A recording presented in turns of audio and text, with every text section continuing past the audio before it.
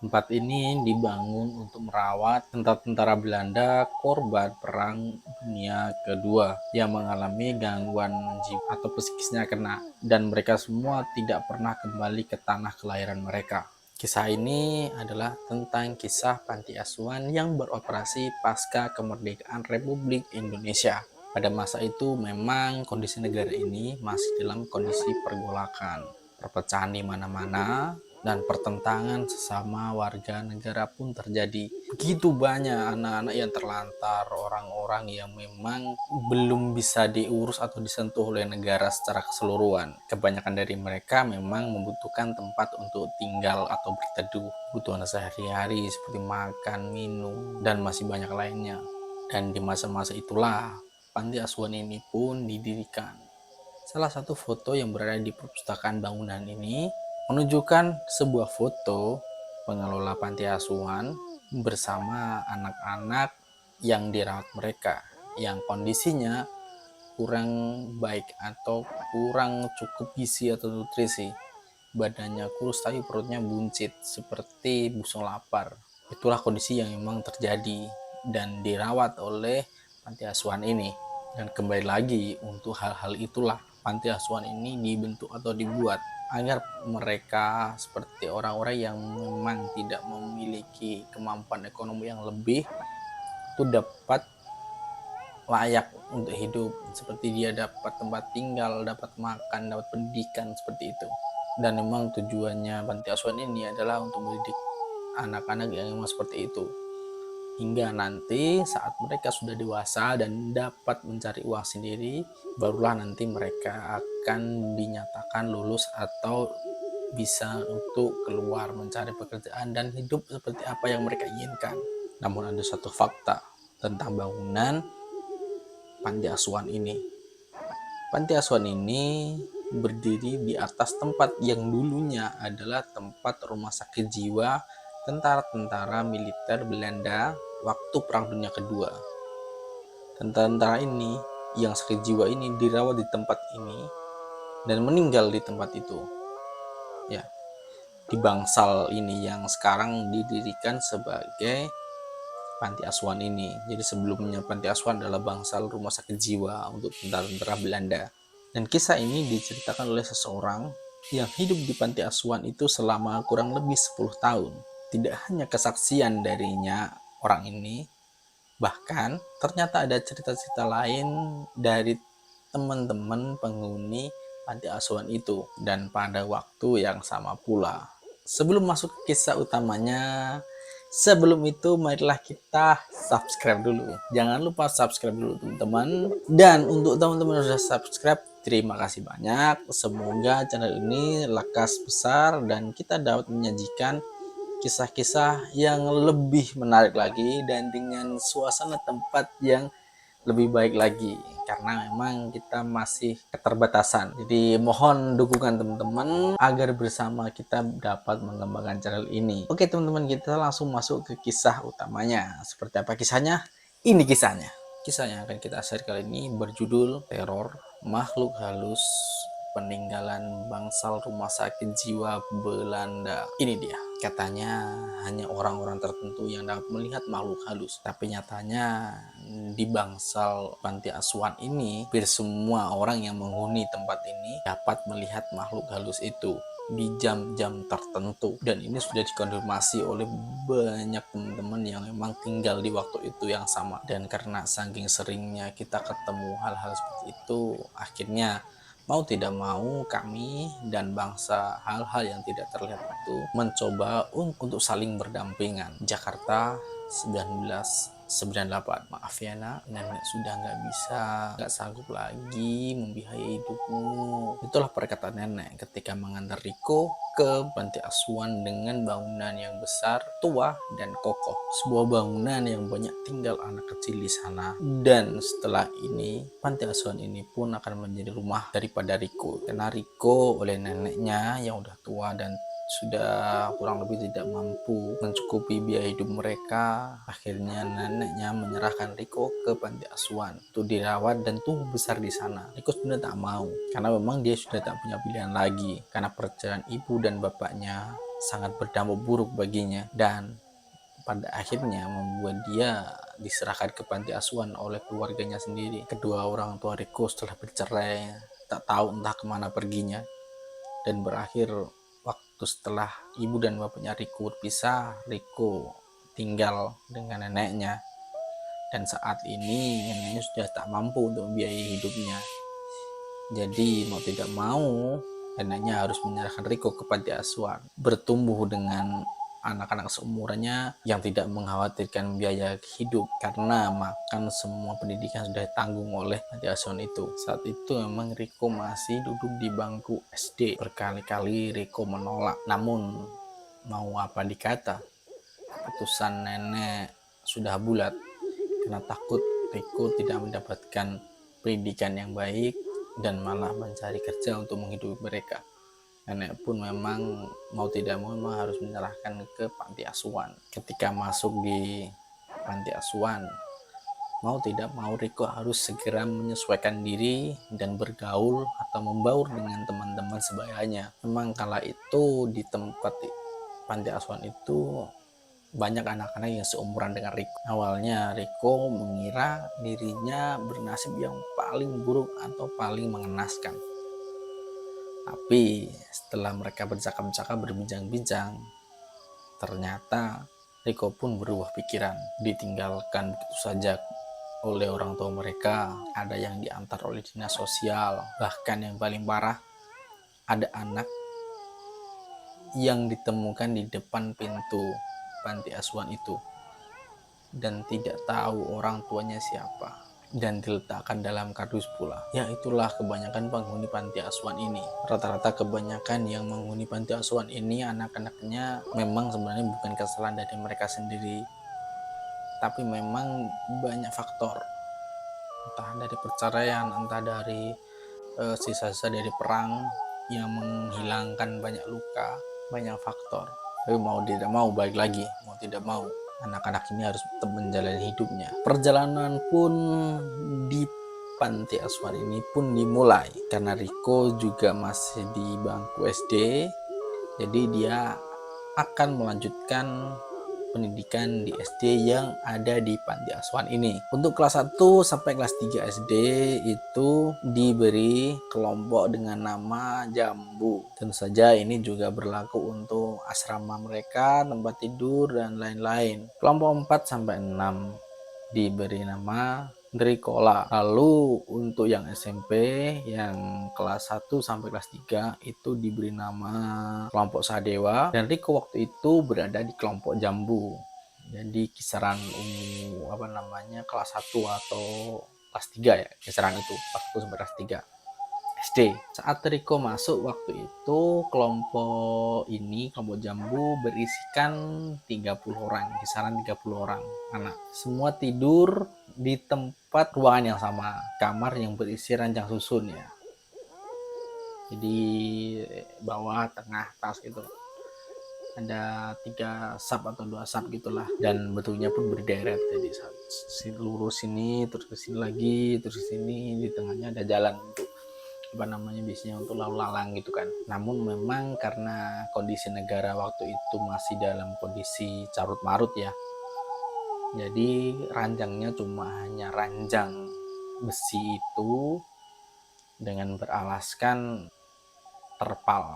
Tahu ya terpal teman-teman, untuk biasanya yang dari plastik itu terpal. Jadi ranjang, terus di atasnya cuma ditutupin terpal gitu aja, jadi bukan kasur ya, harus dicatat itu bukan kasur, masih ya terpal, hanya terpal aja. Jadi bisa bayangin lah teman-teman sendiri, karena memang bangunan lama ya, jadi cirinya masih banyak jendela-jendela lama yang konsepnya itu masih teralis zaman dulu gitu, kayak model-model kuno gitu. Yang mirip kalau teman-teman datang ke rumah sakit lama itu kan biasanya di model jendelanya itu kan ada teralis besi itu kan ya, model-model lama kayak gitu. Lalu yang cukup jadi perhatian teman-teman yang baru masuk ke panti asuhan ini, lampu di kamar tidurnya mereka ini tidak berwarna putih tapi berwarna hijau. Memang karena mungkin kondisi panti asuhan memang masih ini ya, memprihatinkan. Jadi dikasih lampu warna hijau waktu itu. Panti asuhan ini diurus atau dibina oleh Yayasan Katolik, di mana yayasan ini bertujuan untuk mencari dana atau uang untuk menghidupi anak-anak yang mereka rawat. Tapi ya karena emang kondisi negara dan keuangan masyarakat Indonesia waktu itu sangat goyah, sangat goncang. Jadi panti asuhan ini pun cuma memiliki sedikit donatur ya. Hari demi hari pun berlalu hingga si Riko sudah memiliki beberapa teman. Salah satunya bernama Jereng. Tentu saja ini panggilan panggilan akrab ya. Riko pun juga punya panggilan yang cukup akrab untuk dia, yaitu Til.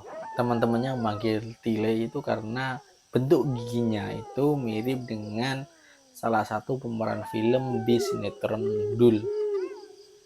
Pasti teman-teman kalau yang dulu penggemar si Dul anak Betawi pasti tahu ya. Ada itu engkong-engkong gitu loh. Itu karena ya seperti itulah. Jadi karena itu dia dipanggil Tile. Waktu itu siang-siang ketika mereka sedang makan makanan yang diberi oleh panti. Dimakan Til, jangan bengong aja, tegur Jereng teman barunya Tile. Karena waktu itu Riko tidak segera makan tapi ngeliatin makanannya terus, kayak orang yang belum pernah makan lama gitu loh, dipandang terus kayak orang kangen juga, kayak masih pengen di rumahnya dulu sama neneknya, nggak mau ke panti gitu. Bukannya Riko tidak lapar ya, tapi karena perasaan Riko masih carut marut, belum ada nafsu untuk makan yang begitu besar, jadi masih terfikir lah, makanya untuk makan saja masih belum terlalu bernafsu. Apalagi makan yang disediakan itu kan seadanya ya, karena memang belum adanya donatur ya, donatur resmi atau donatur tetap gitu belum ada, karena emang kondisi waktu itu emang seperti itu, masih serba sulit semua. Jadi waktu itu kalau menurut kisah yang dituturkan ya, itu mereka makan yang disediakan itu nasi putih, terus buahnya itu ada pepaya mentah. Pepayanya ini direbus ya, dan makanan-makanan seperti ini kan Riko belum pernah makan ya, karena walaupun pepaya mentah yang direbus ini dijadikan lauk, Riko kan belum pernah makan lauk dengan pepaya mentah terus dimakan dengan nasi, itu belum pernah Riko, jadi masih aneh di mulut Riko waktu itu. Namun apalah daya, teman-teman Riko pun bilang, ya bagaimana Rik, kita harus segera membiasakan diri, karena memang ya kita akan hidup di sini cukup lama, mungkin sampai kita cukup besar atau cukup bisa mandiri baru kita bisa keluar. Begitu Saud Jereng. Beberapa teman Riko pun bercerita bahwa ada makanan seperti ini pun mereka sudah sangat bersyukur. Bahkan dulu pernah suatu waktu panti tidak bisa menyediakan makanan sedikit pun, dan setiap jam 9 malam nanti pasti ada pengasuh panti yang akan memastikan anak-anak ini semua sudah masuk kamar tidur untuk lanjut tidur atau istirahat.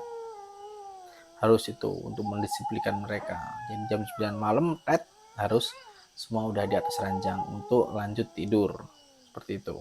Ya, para pengasuh ini akan cek satu persatu di setiap kamar yang ditinggali anak-anak ini. Setelah itu pengasuh yang bertugas malam itu setelah mengecek semua kondisi anak-anak dan sudah memastikan bahwa mereka anak-anak ini sudah masuk ke kamar mereka masing-masing, biasanya kalau tidak para pengasuh ini pulang setelah itu, mereka akan menginap di pos depan, karena waktu itu malam biasanya yang bertugas menjaga malam itu biasanya kalau bukan Om Rio ya Om Iwan, seperti itu. Jadi mereka bergantian. Baru saja 1 hari, di hari itu memang Riko sudah merasakan hal-hal yang tidak enak di tempat itu.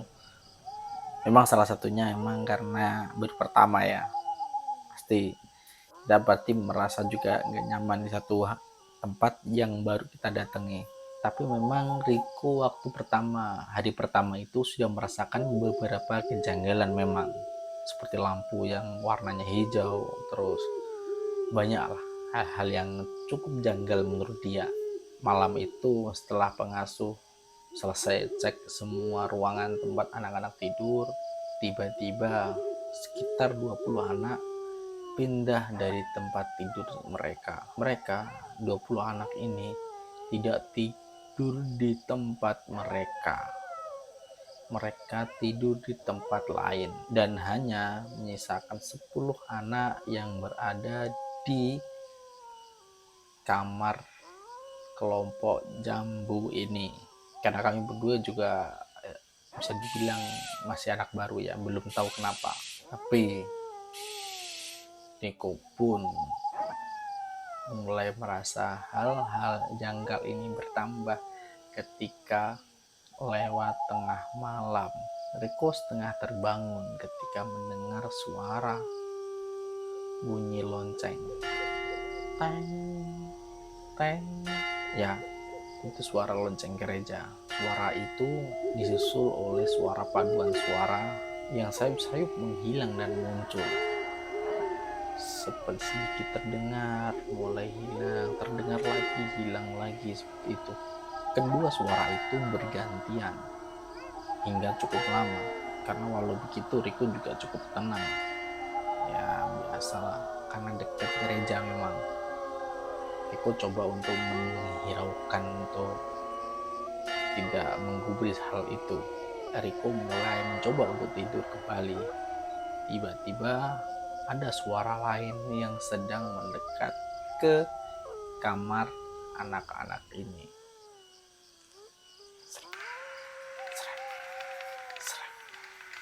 Ada seperti benda yang diseret dan ada suara langkah kaki yang menyertai suara seretan benda ini. Tak lama setelah suara itu berhenti di satu tempat, kemudian Riko mendengar suara sabetan dari tempat yang tidak jauh dari tempat tidurnya. Riko coba berpikir positif, mungkin itu para pengasuh yang tahu bahwa anak-anak ini tidak tidur di tempatnya, jadi memukul beberapa anak untuk mendisiplinkan mereka. Itu pikiran Riko pertama. Tapi entah mengapa Riko waktu itu merasa ada sesuatu yang sedang memperhatikan Riko. Dan hal itu membuat Riko sangat-sangat merinding. Waktu pun berlalu, ketika Riko berpikir, tiba-tiba dia tertidur. Dan dia dibangunkan oleh sinar matahari yang pelan-pelan mulai masuk ke ruang tidur itu. Dan pagi itu ketika makan pagi, sonter ada perbincangan di kalangan anak-anak tentang luka yang mereka dapat ketika malam hari. Mereka membicarakan itu seolah-olah sudah terbiasa. Riko yang notabene masih anak baru, dia sangat penasaran, kenapa, ada apa yang terjadi. Itu sangat ingin tahu, karena memang dia juga masih anak baru, dia juga membatasi diri, belum terlalu berani bertanya ke teman-teman barunya. Hingga Riko berpikiran bahwa untuk mengetahui hal-hal rahasia yang memang hanya dibicarakan oleh mereka yang sudah cukup lama di sana, dia harus segera berbaur dan mencari tahu sebenarnya ada apa.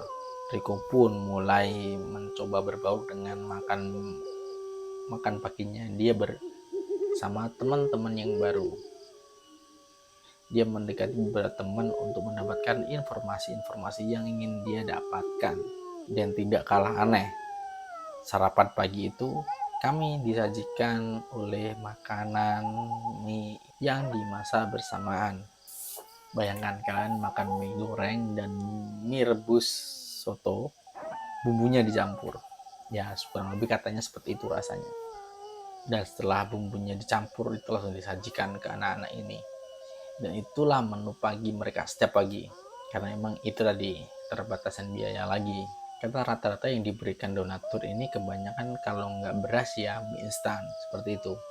Jadi para pengurus panti asuhan harus pintar-pintar mengakali ini. Sekolah Riko ini jaraknya memang nggak terlalu jauh ya dengan panti yang dia tepati.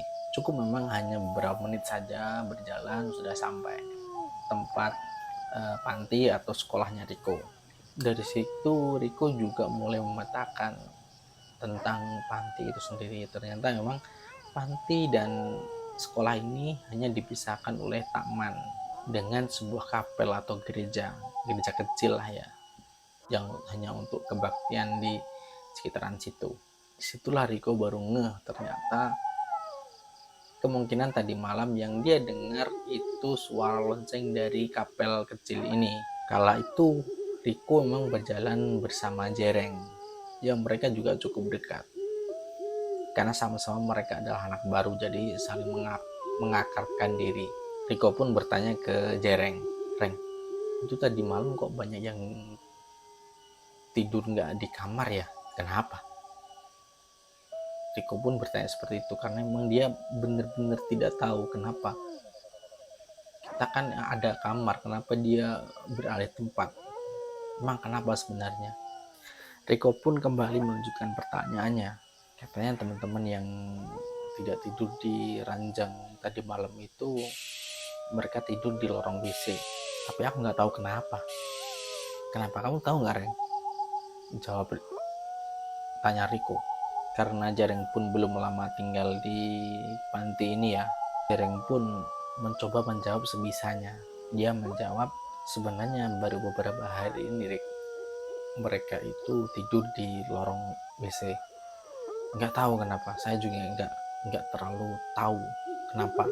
Mendengar jawaban Jereng ini, Riko pun tambah penasaran, makin penasaran kenapa sebenarnya, ada apa. Malam pun tiba, malam berlalu, kejadian pun terulang lagi. Awalnya mereka bertiga puluh tidur di kamar bersama. Setelah pengasuh mengecek mereka semua lengkap, pengasuh pergi. Setelah itu, selang beberapa menit setelah pengasuh pergi, kembali mereka anak-anak 20 ini kembali meninggalkan tempat tidurnya. Saat Riko mulai berpikir, ternyata anak-anak ini mulai meninggalkan tempat tidurnya itu ketika terdengar suara lonceng itu.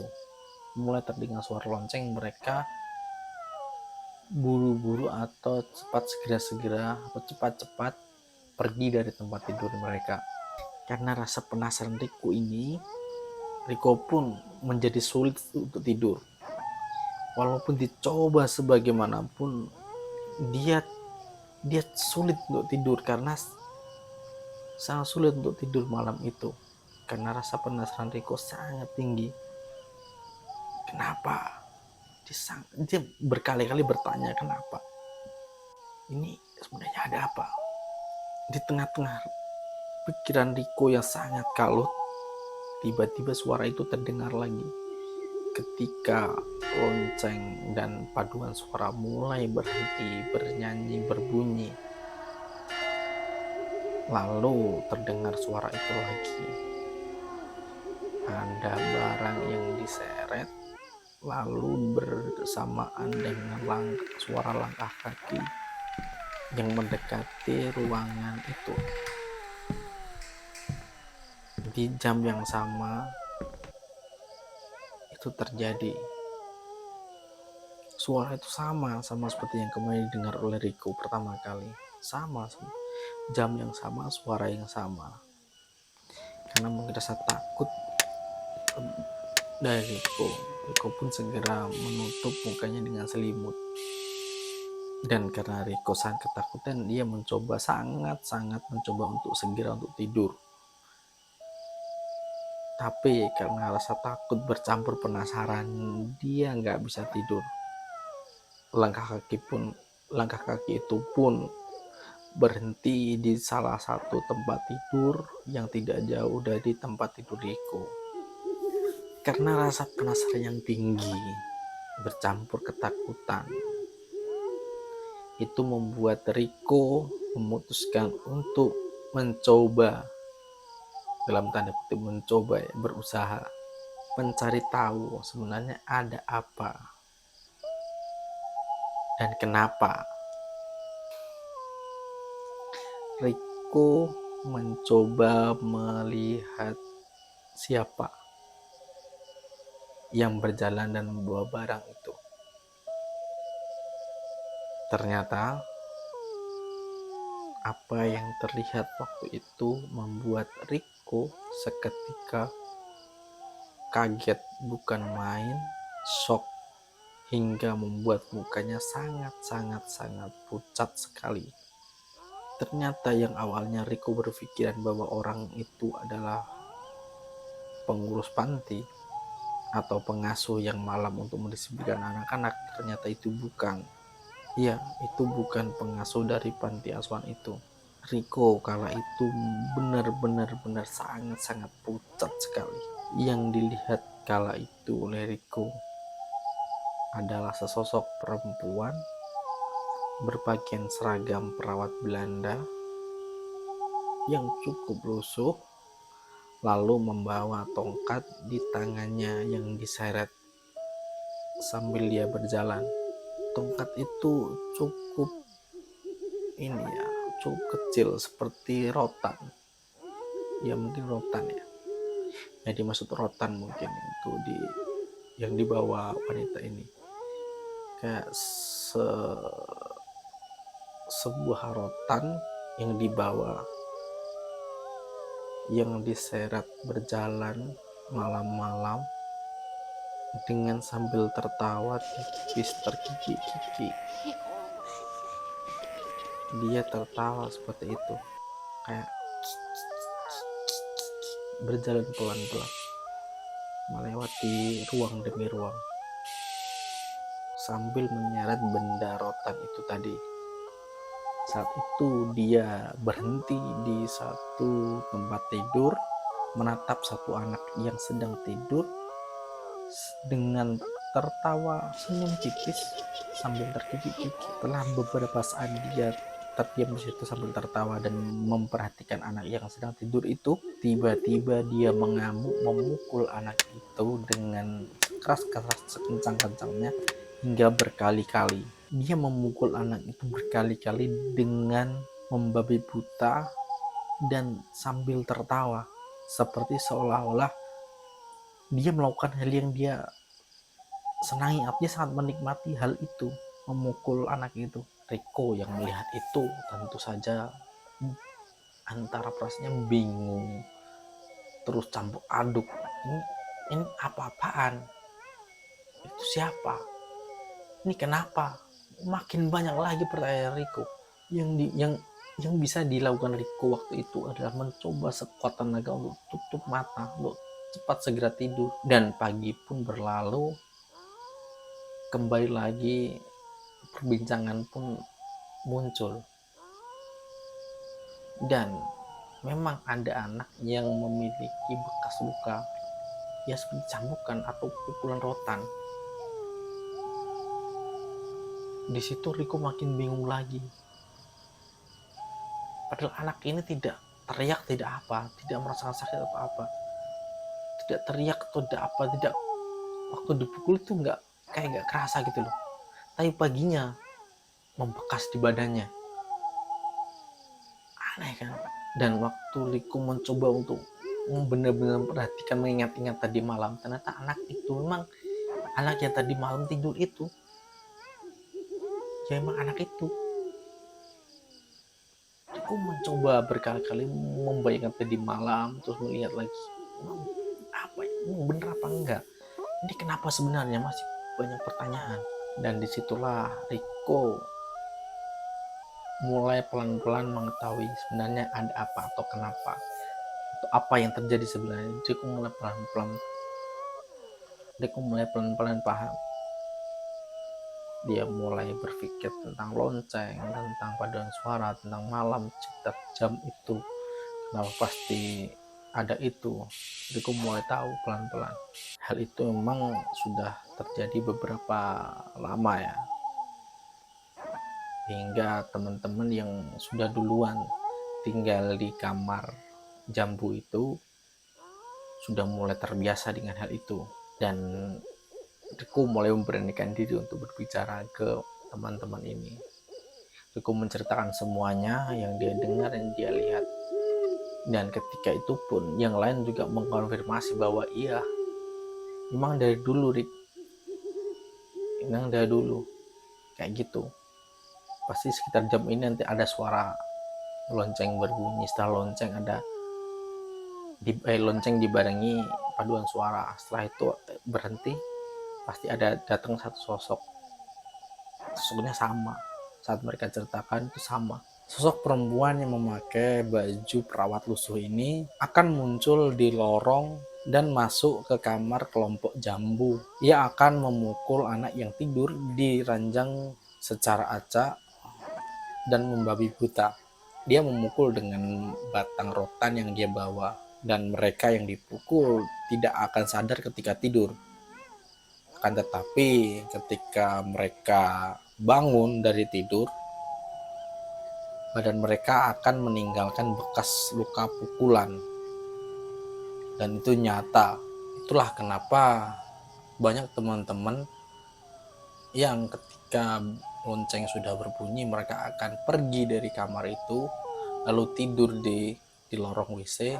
Mereka melihat dari jauh. Mereka mengaku mereka benar-benar melihat sosok itu berjalan dari lorong hingga masuk ke kamar kelompok jambu. Sosok ini berjalan menyeret batang rotan itu sambil tertawa terkikik seperti yang saya bilang di awal tadi. Suaranya itu seperti kayak orang gila gitu loh, ketawa orang gila. Ya memang tidak terlepas dengan Riko juga. Riko juga pernah disebet juga, tapi balik lagi. Riko tidak sadar kalau dia dipukul. Tahu-taunya ketika pagi hari dia melihat badannya hanya bekas pukulan gitu. Lalu Riko menyadari suatu, bahwa suara lonceng dan paduan suara itu tidak berbunyi di beberapa waktu tertentu. Walau begitu teman-teman yang lain, Riko sekalipun, tidak benar-benar tahu kapan loncengnya akan bunyi atau tidak. Mereka cuma bisa menebak-nebak saja. Terkadang teman-teman sudah waspada, tapi ketika lengah sedikit bel sudah berbunyi dan kita udah lengah tidak mendengarkan itu, berakhir paginya badannya sakit semua karena kayak serasa dipukul gitu, dan itu meninggalkan bekas. Dan Riko sekalipun itu dia juga merasakan sendiri bahwa malamnya dia seperti tidak kenapa-kenapa, dan paginya ketika dia sadar badannya lebam, luka-luka kayak pukulan gitu, rasanya badannya sakit semua. Dan itu tidak hanya terjadi satu kali saja, Riko kena 2 kali, lebih dari 2 kali mungkin ya, cuman dia menceritakannya 2 kali. Satu ketika ada alumni yang bernama Mas Lukman yang berkunjung datang ke panti asuhan ini. Ia menyerahkan beberapa bantuan dan memandangi beberapa tempat yang dulu pernah dia tinggali untuk bertahan hidup. Ketika itu Riko karena penasaran, dia mencoba menanyakan tentang sesosok wanita ini kepada Mas Lukman ini. Lalu Mas Lukman pun menceritakan bahwa dulunya tempat ini adalah bangsal rumah sakit jiwa untuk tentara-tentara Belanda. Tentara-tentara ini adalah mereka yang korban Perang Dunia Kedua yang sedang mengalami sakit jiwa. Itulah kenapa lampu di kamar juga berwarna hijau. Kalaupun putus, lampunya juga akan kembali diganti dengan lampu dengan warna hijau.